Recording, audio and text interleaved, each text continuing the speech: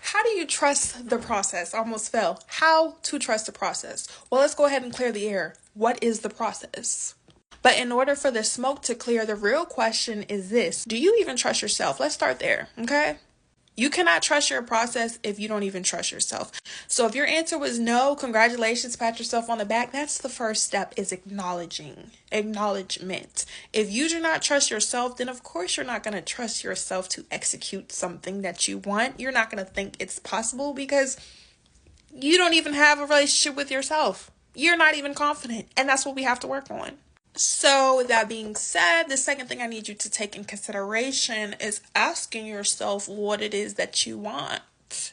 What do you want? If you're able to understand what it is that you want and you build a relationship with yourself, I need you to ask yourself what is it that's in your control? Like, what do you have control over? So, for example, if you're trying to start a new health journey or a mental health journey, wink, wink, cough, cough, and you're unable to go to a therapist or you're unable to go to the gym, what can you do right now to get active? So what can you do right now? Can you go to Google and look up how to deal with mental health? Can you ask people how much their gym membership is? Can you go to a gym on your spare time and see what it is that you need to do? Can you look up how to exercise? Like, what can you do right now that's in your control that won't cause you to feel overwhelmed and worried and stressed? Because you can do something.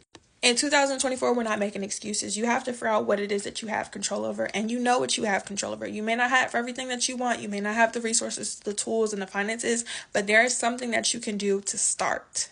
And that's key. So the fourth thing I need you to pay attention to when it comes to trusting yourself and trusting the process is preparation. And you're asking me, Ty, well, how am I supposed to prepare myself if the things that I want don't exist? The same way people prepare for children that are unborn, the same way people have baby showers and gender reveals and they buy bottles and Pampers, it's the same way you have to start preparing yourself for what it is that you want.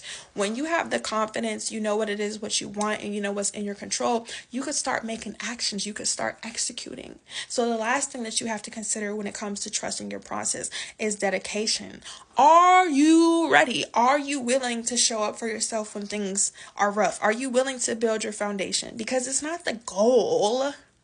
It's the process to get to the goal. Once you get your car, once you get your house, that's it.